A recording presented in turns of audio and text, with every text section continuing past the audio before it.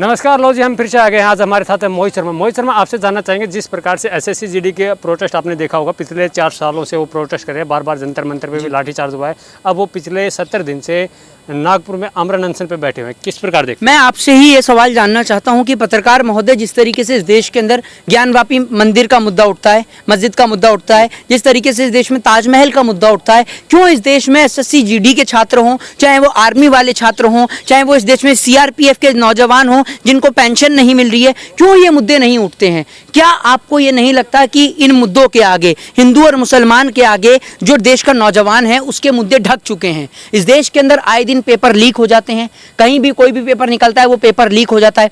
SSC GD के जो छात्र हैं वो हमारे भाई कभी जंतर मंतर बैठते हैं, कभी बेचारे किसान आंदोलन में बैठते हैं और उनको लाठी और डंडे से बेरहमी से मारा जाता है, पीटा जाता है, भगाया जाता है। वो बेचारे इस देश में आवाज उठा रहे हैं, रोजगार उनका हक है, उनका अधिकार है, संविधान उनको ये हक और अधिकार देता है। वो सरकार से कोई भीख नहीं मांग रहे हैं, सरकार से यूं नहीं कह रहे हैं कि हमें भीख दे दो आप, वो सरकार से अपना हक मांग रहे हैं। और हर एक नौजवान का, हर एक छात्र का ये फर्ज है, ये अधिकार है कि वो सरकार से अपना हक और अधिकार मांगे, रोजगार मांगे। और एसएससी जीडी के छात्र जो हैं वो लगातार अपनी आवाज को उठा रहे हैं। और मैं आपको बता दूं, मुहिम के चलते, सुन लीजिए, इस मुहिम के चलते उनको इतनी प्रताड़ना मिली है कि कई छात्र अब तक सुसाइड कर चुके हैं, कई छात्रों ने आत्महत्या कर ली, कई छात्रों को जो है बेरहमी से मारा गया पुलिस के जरिए, कई छात्र जो है वो इस फील्ड को छोड़ चुके हैं। आप एक बात मुझे बताइए, सरकार के द्वारा एसएससी और जीडी के जो स्टूडेंट हैं उनको इंसाफ क्यों नहीं दिया जा रहा?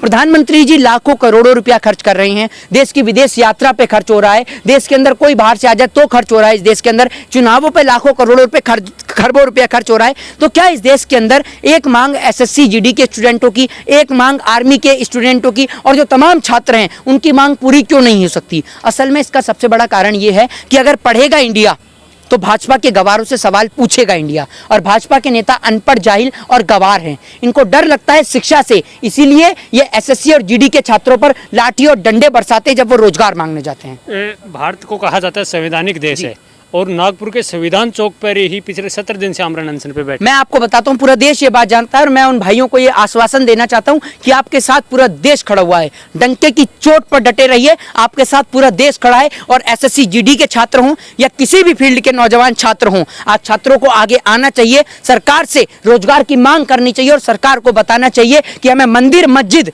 चर्च, गुरुद्वारा नहीं चाहिए, हमें अब रोजगार चाहिए, हमें अब स्कूल चाहिए, हमें अब बेहतर स्वास्थ्य चाहिए। और आप अगर हमें रोजगार नहीं देंगे तो अगर हम एक चाय बेचने वाले को प्रधानमंत्री बनाना जानते हैं तो हम उसको कुर्सी से हटाना भी जानते हैं। मोहित जी, जिस देश में देश की सेवा करने के लिए, बॉर्डर की रक्षा करने के लिए इस प्रकार का संघर्ष करना पड़े, क्या लगता है वो देश कभी विकसित होगा? बिल्कुल नहीं हो पाएगा सर। बॉर्डर की रक्षा करने की आपने बात करी है तो जवानों को लेकर बोल देते हैं कि 3 साल आपको ठेके पर रखा जाएगा। आप एक बात बताइए, वो सरहद की हिफाजत करना चाहते हैं। जीडी के छात्र भी वही जवान है जो बचपन से सपना देखते हैं, सपना, बिल्कुल मैं आपको ये बता रहा हूँ, उन्हों का सपना है कि हम अपने देश के लिए कुछ करेंगे, अपने मुल्क, अपने वतन के लिए कुछ करेंगे। तो जिस देश के अंदर बच्चा बचपन से एक सपना लेकर पैदा हो कि हम अपने वतन के लिए कुछ करना चाहते हैं, तो उस देश के अंदर अगर उन लोगों को भर्ती ना मिले, उन लोगों को इंसाफ ना मिले, न्याय ना मिले, तो सरकार के ऊपर वाकई में आज थूकने को मन करता है, सरकार के चेहरों पर थूकने का मन करता है। इन जैसे नेताओं के ऊपर आज शर्म आती है मैं इन जैसों का चेहरा देखने पर कि ये लोग इस देश में, इस देश के नौजवानों के साथ में खिलवाड़ कर रहे हैं। जब नौजवान रोजगार मांगता है तो हिजाब की आड़ में, हिजाब के आगे, या फिर कह दीजिए हिजाब के जरिए रोजगार को ढकने का प्रयास किया जाता है। जब इस देश का नौजवान कहता है कि हमें भर्ती चाहिए, हमें इंसाफ चाहिए, तो कहीं ना कहीं ताजमहल और ज्ञानवापी मस्जिद के आगे इन जैसे मुद्दों को ढक दिया जाता है। देश में हिंदू और मुसलमान के नाम के दंगों के आगे इतने बड़े बड़े मुद्दे एक छोटे से मुद्दे में तब्दील होकर रह जाते हैं। इन छात्रों को बार बार आश्वासन मिलता रहा है। अब 70 दिन के आमरण अनशन के बाद महाराष्ट्र से एक मंत्री जी आते हैं, अठावले जी, उन्होंने वीडियो कॉन्फ्रेंस करके एक आश्वासन दिया कि आप अपना आमरण अनशन खत्म कर दीजिए, मैं आपकी गृह मंत्री से मीटिंग करवा देता हूँ। अरे गृह मंत्री से मीटिंग करके करेंगे क्या हम?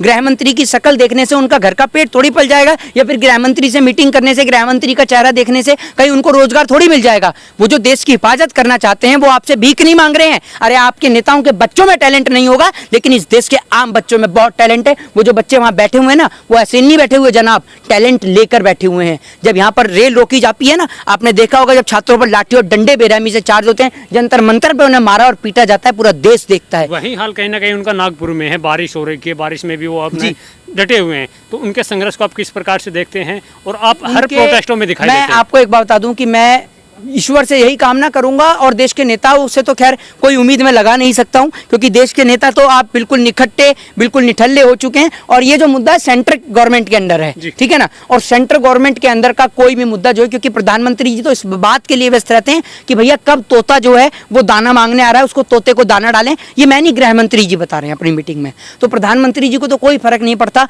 SSC GD के स्टूडेंट चाहे आत्महत्या करें, चाहे वो मरें, चाहे जिए, उन्हें रोजगार मिले या ना मिले, उन्हें कोई फर्क नहीं है। गृह मंत्री जी को कोई फर्क नहीं है। उनका एक बेटा है अमित शाह का बेटा, जैसा वो BCCI में सचिव बन गया, उनको कोई फर्क नहीं पड़ता। राजनाथ सिंह, उन्हें कोई फर्क नहीं है। उनका एक बेटा है पंकज सिंह, वो MLA बन गया, उनको कोई फर्क नहीं है। तो नेताओं को कोई फर्क पड़ता ही नहीं है, वो मरे या जिए, उन्हें कोई फर्क लास्ट नहीं में यही है कि आप हर प्रोटेस्ट में दिखाई देते हैं, सरकार के विरोध में, कहीं चुनाव हो, चाहे बंगाल हो चाहे यूपी हो, हर जगह जाते हैं। तो क्या SSC GD के छात्रों के समर्थन में आप नागपुर तक?